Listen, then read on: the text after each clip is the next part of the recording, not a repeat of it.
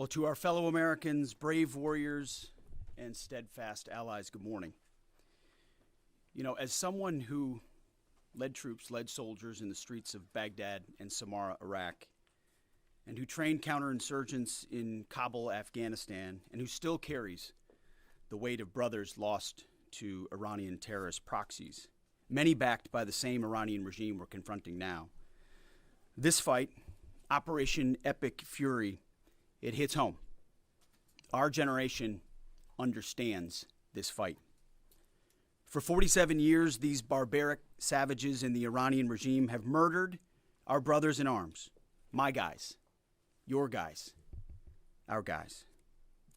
Through their terrorist proxies and cowardly attacks, now they race toward a nuclear bomb to hold the world hostage. The Iranians have targeted and killed thousands of my American brothers. That race to a nuclear bomb, President Trump will never allow it. Not now, not ever, not on our watch.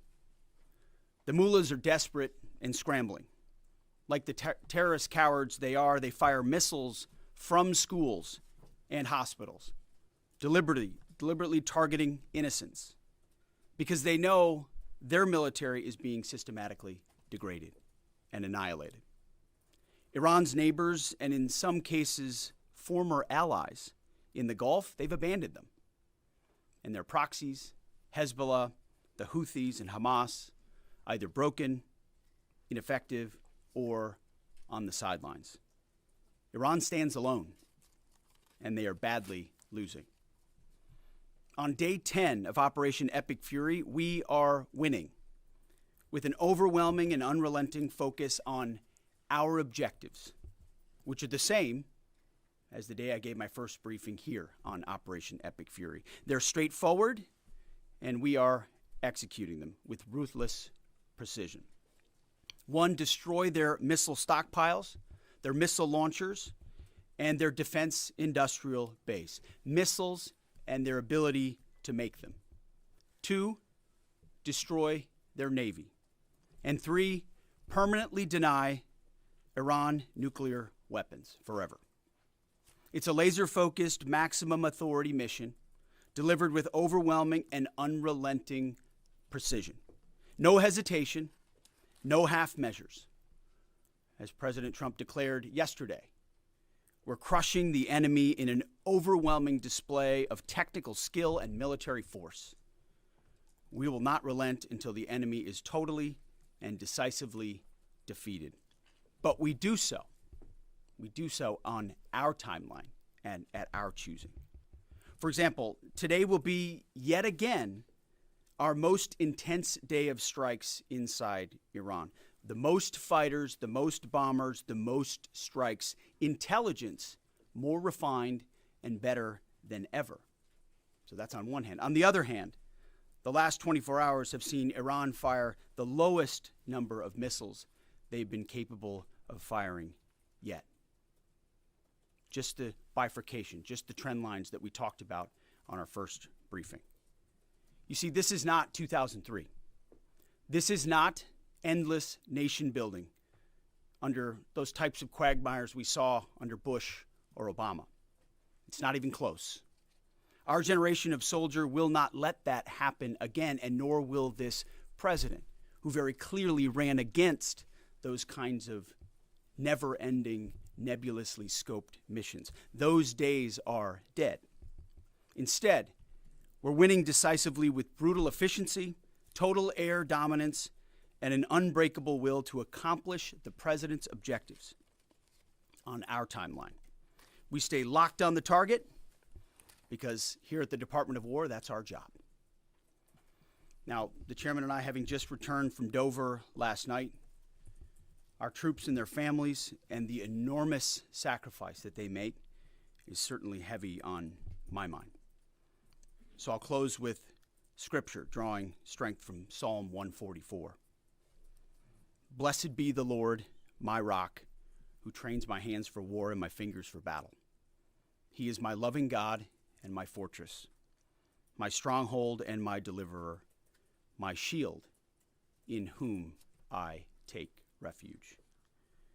May the Lord grant unyielding strength and refuge to our warriors, unbreakable protection to them and our homeland, and total victory over those who seek to harm them. And amen. God bless our troops and this mission. Mr. Chairman, over to you. Thank you, Mr. Secretary, and good morning, everyone, and thank you for being here. I'm here today to continue the updates to the American people and to those in the room on Operation Epic Fury. First, let me start with honoring our fallen. As the Secretary said, on Saturday and again last night at Dover Air Force Base in Delaware, our nation's leaders honored our returning fallen as they arrived home for their final time. Last week, I shared a few of the names, and today I want to share the rest.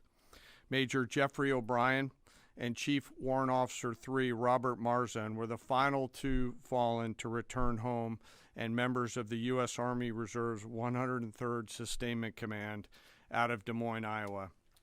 Last night, as the news has been reporting, we honored the return of Staff Sergeant Benjamin Pennington of the U.S. Army's 1st Space Brigade from Fort Carson, Colorado. When I met Ben's family last night, his mom, his dad, and his sister, they showed me a drawing that Ben had made when he was in kindergarten. It was clear all the way back then that Ben wanted to do one thing in his life, and he wanted to serve his country and be a soldier. And to the Penningtons, just know how Ben was absolutely a great one. And finally, Major Sorfleet Davies, who returned home this weekend after sadly passing away from a medical condition while on duty in Kuwait. We welcome him home as well and mourn with his family. To the families and the families of all of our fallen, we share in your profound grief. The Joint Force remains eternally grateful for your sacrifice and the gift of a great example that your service members have given all of us. I want you to know that their names will never be forgotten, and you and your family are part of our Joint Force family forever. Let me talk a little bit about the progress thus far, acknowledging that Admiral Cooper will likely continue to give updates from CENTCOM.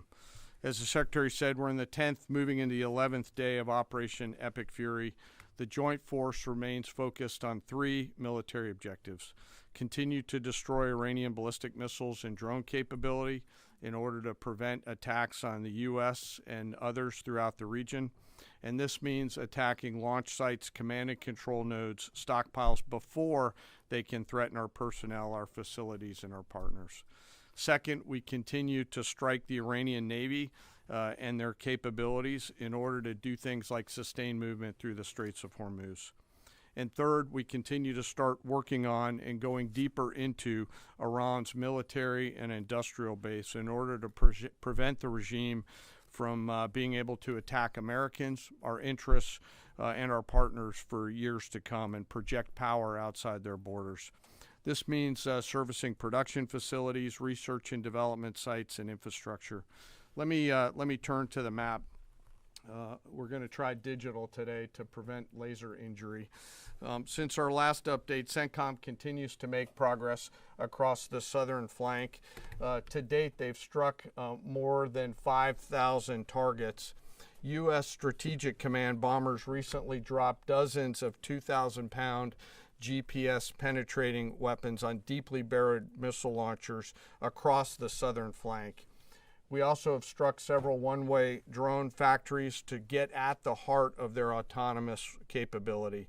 And of course, alongside our regional partners along the southern flank, continue to execute intercepts against one-way attack drones using fighters and attack helicopters. Our strikes mean we've made significant progress in reducing the number of missile and drone attacks out of Iran. Ballistic missile attacks continue to trend downward, 90% from where they've started, and one-way attack drones have decreased 83% since the beginning of the operation. A testament to our air defenders and our air defense systems, and as I said, our partners in the region continue to do great work as well. Second, we're making substantial progress towards destroying the Navy. In the first 10 days of the conflict, we're more than 50 Iranian naval ships into the campaign using a combination of artillery, fighters, bombers, and sea-launched missiles. As Admiral Cooper noted last Thursday, we struck and sank an Iranian drone carrier ship, and U.S. CENTCOM continues today to hunt and strike mine-laying vessels and mine storage facilities. This work will continue. Third, against our objectives, we've begun to target Iran's military and industrial complex, again, focusing on centers of gravity to get upstream of the shooters out in the field in order to deny them the ability to continue to generate those one-way attack drones. Let me spend a minute talking about the Joint Force. Across the area of responsibility, this is gritty and tireless work, and I cannot begin to explain how incredibly proud I am of the extraordinary courage, tenacity, and grit and professionalism within the Joint Force. Last time I had a chance to talk about the Army's incredible logisticians who are out there sustaining the fight. Today I want to highlight a few groups of sailors. First, I want to thank the men and women of the Forward Carrier Strike Group and their families, and let all of them know how grateful I am for their leadership and service. The crews on board this strike group have already been endured months at sea only to get their deployment extended. These exceptional Americans, rogered up, all supported by their families, continue to stand the watch, taking the fight to the enemy over and over again, night after night. Aboard ships like the USS Ford and the Abraham Lincoln are a special group of sailors I want to highlight today. These are the men and women, the sailors up on the roof running operations on the flight deck. With an average age of the early 20s, these are the unsung heroes of naval aviation. These young sailors, known for wearing yellow shirts, are in charge of the catapults, taxiing jets around on the flight deck, shooting jets off the front end, and recovering jets off the back end. They are literally involved with every single movement on the roof on an aircraft carrier. They are the last ones that a naval aviator sees before getting shot off the front end, and the first one that a naval aviator sees after safely trapping on the back end. And just for a minute, imagine you're standing on that aircraft carrier flight deck. There's 30 knots of wind in your face. The deck is slippery, covered in grease. It's noisy. There are propellers spinning. There's jet blast everywhere. The helicopters are running. Your head is on a swivel, and you're trying to direct a multi-million-dollar fighter into a 1-foot square box so that those naval aviators can be shot off into the black of night to go do America's work. Those jets are fully loaded with missiles and bombs, and they are a world-class team combined with the naval aviation and the aviators in those jets. This beautiful symphony of American spirit is the definition of perfectly organized chaos. And these crews do it every single time the carrier is at work. Oh, by the way, in the middle of the night and oftentimes in the pouring rain. These are dedicated young people who take the road less traveled to serve their great nation, doing the deeds that we need them to do. America's enlisted force is the pride of every nation's military, certainly ours, and the envy of every other one as well. Each and every one of them out there across the Joint Force are extraordinary, and in particular today I want to highlight the yellow shirts. Ladies and gentlemen, our work continues. It'll continue to be difficult. I ask every American to keep our deployed force and their families in our thoughts. Combat deployments can be tough on the force and the families, and it's important that we continue to remember that. I remain deeply humbled by the 2.8 million members of the Joint Force, and I'll end where I started, and that's remembering our fallen and their families whose sacrifice will be felt forever. And with that, I'll take some questions with the Secretary. A beautiful symphony of American spirit. Well said, Mr. Chairman. Thanks, sir. And I will just note that no other country in the world is capable of executing what the chairman just described, day after day, night after night, unrelenting. Well said. Thank you. Yes, sir. Alexandra Ingersoll, One America News. You talked, Mr. Secretary, you talked at the conference in Florida on Thursday that there was a 90% missile capabilities degradation and 83% drone degradation, and I know the chairman just repeated those numbers. We've seen the most amount of fighting these past 5 days. Is there any update to those percentages? And also, are you able to give any quantification of degradation to the enemy's nuclear capabilities yet? What those numbers represent is a persistent low ability to respond, which is what we're looking for, right? It's if the enemy can simply wait and then project power, that's problematic. And we've seen some spurts here or there, but ultimately the trend lines, if you look at the charts that we look at every day, have gone like this down to a flat. It doesn't mean they won't be able to project. It doesn't mean our air defenders still don't have to defend. They do, but that is strong evidence of degradation, along with the battle damage assessment that the Joint Staff does, which takes time. You've got to look at imagery and recognize whether something's been simply degraded or it's been destroyed, or whether an underground facility has been collapsed or completely obliterated. So there's differences in how you evaluate that, but the numbers staying that low is a demonstration of the efficacy for sure. Yeah, right here. Thanks, Mr. Secretary. There's been reports that the new leader of Iran has been wounded. Do you know if this is true and what his condition is? And then another one, President Trump said he had a really good call with President Putin yesterday. Will Russia be aiding us in this conflict, and can you share anything on that? Well, the president, as I've said before, maintains strong relationships with world leaders, which creates opportunities and options for us in very dynamic ways. So the president said it was a good call. I was not on it, but those that were said it was a strong call, reaffirming hopefully the opportunity for some peace in Russia, Ukraine, and also a recognition that as it pertains to this conflict, they should not be involved. The first question was? On the new leader of Iran, there's reports that he's been wounded. Oh, the new leader of Iran. He would be wise to heed the words of our president, which is to not pursue nuclear weapons and come out and state as such. As far as his status, that's not something I can comment on right now. Yeah, right here. Great. Mr. Secretary, Eric Schmidt with the New York Times. A question for you first. Last week you talked about this being the beginnings of an air campaign that could last 3 to 8 weeks. Can you give us your assessment on where we are now? And Mr. Chairman, in any conflict, the enemy or the adversary adapts to the tactics it faces. Can you talk about the most challenging adaptation the Iranian military has made to the U.S. military? What challenges are you facing most right now? Thank you. I appreciate the question. Where we are is in a very strong place, giving the President of the United States maximum options. And from the beginning, from this podium, we haven't stated how long it will take. Our will is endless.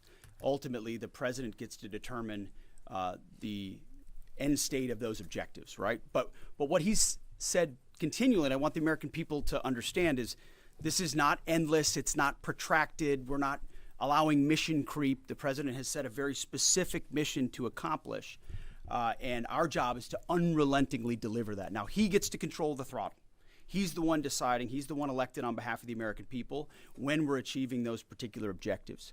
And so it's not for me to posit whether it's the beginning, the middle, or the end. That's his, and he'll continue to communicate that. What we serve him as is we give him updates on a daily basis of exactly where we are so he can make that determination on the throttle. Mr. Chairman. Thank you for the question on adaptation. As you're right, no plan survives first contact with the enemy or Murphy. They're adapting, as are we. Of course, we have very entrepreneurial warfighters out there. I'd rather not, for operational security reasons, tell them what's working.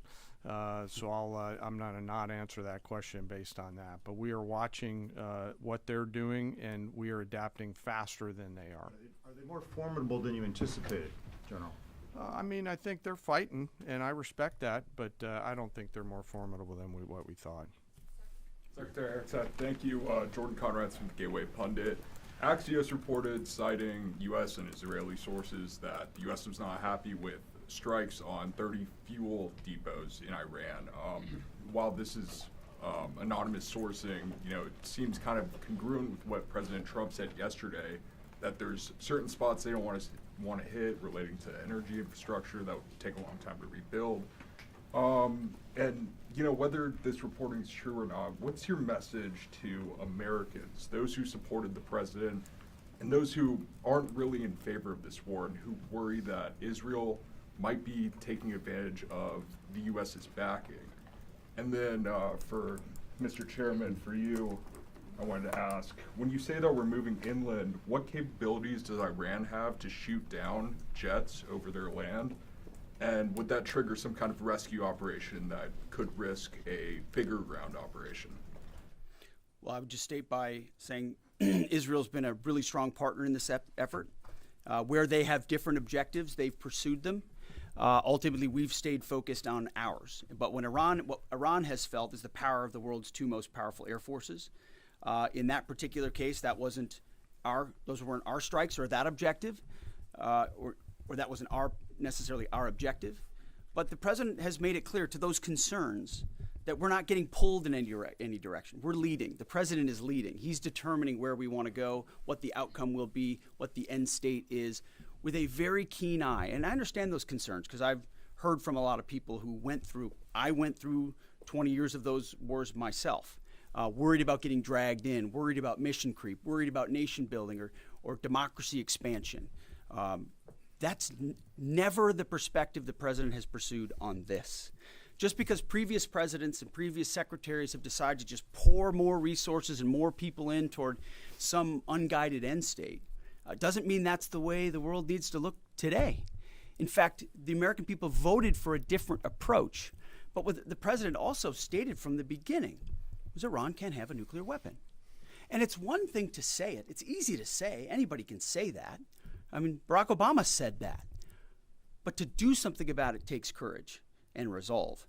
But in that courage and in that resolve, you can also be very scoped in what you're trying to execute to ensure that the sacrifice of Americans, American treasure, American lives, all of those properly meet the objective that you're trying to accomplish. And certainly, as someone I talked out front about what the Iranians have done to our generation, yes, we're clear-eyed about it.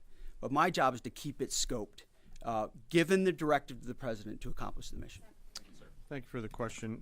Most of their higher-end surface-to-air missile systems are not factors at this point in time. We're able to move around fighters that are moving deeper with relative impunity. Always some risk out there. I don't want to say that there isn't, and we'll always maintain and retain capability of doing search and rescue type of things. But I don't want to get into the details. But thank you for the question. Shelley.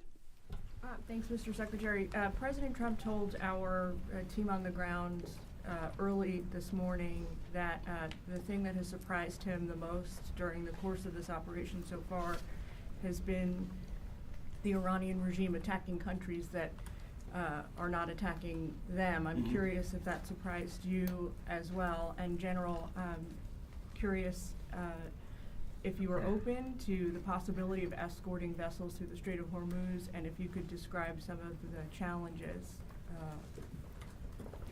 of doing so. Big mistake by the Iranian regime to start targeting its neighbors right away, exposing who they are and what they're all about, indiscriminate targeting, flailing recklessly at the beginning. I can't say that we anticipated necessarily that's exactly how they would react, but we knew it was a possibility. And I think it was a demonstration of the desperation of that regime then and that regime now, that they still think their pathway out is to try to alienate their Arab partners even more, who've instead decided to come to us and have been willing to go on the offense, have been giving us access, spacing, and overflight in a new partnership that will continue to remake the region the way that President Trump did with the Abraham Accords. So you're pushing those countries in our direction to support this effort, further alienating Iran. And I think it's worth underscoring. I see in the media banners that say, war expanding or war spread. It's actually the opposite. It's actually quite contained, and more of those countries are coming on side, recognizing that you can't live under a conventional umbrella with nuclear ambitions with a radical regime like that. Again, properly scoping the objectives in the process. And then you want to talk about the Strait? Sure. On the potential, if tasked to escort, we'll look at the range of options to set the military conditions to be able to do that. And then, like we always do with every potential mission, come to the Secretary and the President with both what are the resources required, what is the command and control required, and what are the risks, and how do we mitigate those risks. So we're looking at a range of options there, and we'll figure out how to solve problems as they come to us. But I would reiterate also to add to what the chairman said, the truth the president posted last night about that, saying if Iran does anything to stop the flow of oil within the Strait of Hormuz, they will be hit by the United States of America 20 times harder than they have been hit thus far. He goes on to say, death, fire, and fury will rain upon them. You've seen the truth and read it, but he takes very seriously the condition of that straits. We have capabilities that no other nation on earth has, and we're certainly working with our energy partners across the administration to control for that. That's part of that scoping of this. The world needs to understand this doesn't have, this isn't intended to be, nor is it something that will expand. We know exactly what we're attempting to achieve here, scoped properly, and the American people can count on that for sure. Thank you so much, Secretary Hegseth. President Trump has long said that he wants to minimize the loss of life in war, which wherever it occurs in whatever country, which so many people obviously appreciate. Can you detail the specific measures the Pentagon is taking to minimize civilian casualties and strikes inside Iran? And secondarily, is the Pentagon prioritizing replenishment of precision-guided munitions, long-ranged strike weapons, or air defense interceptors? And can you share any details on which systems are being prioritized? Yeah, seeing it from the inside every single day, including this, no nation takes more precautions to ensure there's never targeting of civilians than the United States of America. From the boat strikes in the Caribbean, where every single strike is assessed to this campaign here, no nation in the history of warfare has ever attempted in every way possible to avoid civilian casualties. And frankly, that's a point that just isn't appreciated enough.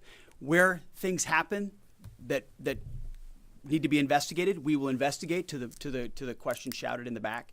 That it's not, open source is not the place to determine what did or did not happen. We take things very, very seriously and investigate them thoroughly, which takes time, and which is why it does take time. But ultimately, unlike Iran, who targets civilians indiscriminately, who we've seen in the intel moving rocket launchers into civilian neighborhoods, near schools, near hospitals, to try to prevent our ability to strike. That's how they operate. And then they set the targeting of drones and missiles toward civilian targets, hospitals, hotels, airports. CENTCOM's been very good about putting that information out. That's how terrorist regimes fight. They target civilians. We do not. And I can tell you this administration and this Pentagon focuses on that very, very closely. Go ahead, right here. Sir, this morning the Iranian government is saying a lot. They continue to say they're prepared for a long war. If that's the case, what could you tell the American people as far as the steps the Department of War is taking to make sure our troops have the protection and the resources they need as the mission continues? I think there's one thing I can sleep quietly at night knowing is that we're giving every resource humanly possible to our troops on the front lines to ensure they're protected. In fact, as I said in that first press briefing, even before we set the offense, we set the defense. We made sure we had the ability to defend, and then we moved as many Americans off the bases and into other places as possible. So as this progresses, the chairman, or the question was asked of the chairman about how the enemy adapts. Well, of course, we adapt too in real time. And to watch our warriors iterate on air defense and interdiction on drones and missiles and how we get after it, it's incredible how they refine the tactics, bring in new assets to find different ways of getting at emerging technologies. So that is one of the things we're laser focused on every day. Yes, we're going on offense more effectively than any country in human history, but we're also ensuring that in every way possible we're defending the best Americans we have who wear our uniform, no doubt. Let's do one more. Thanks, Secretary Hegseth. The president has indicated that maybe the operation will wrap up sooner than he thought it was going to. What's the plan once the U.S. stops military action? Will the U.S. play a role in the aftermath, or will they leave Iran to sort it out? Ultimately, the aftermath is going to be in America's interests, our interests. We won't live under a nuclear blackmail scenario of conventional missiles that can target our people. which is why the objectives have been scoped from the beginning. Missiles, missile production, a defense industrial base, Navy, all in service of ensuring they don't have nuclear power projection capabilities. That's what matters to President Trump. That's what matters to the American people. And ultimately, that's why we're so laser focused on ensuring those objectives and those objectives alone are met. Thank you. Appreciate it. Thank you. Mr. Secretary, the highly enriched uranium, who's responsible for securing it? Was it a mistake to reject Ukraine's help?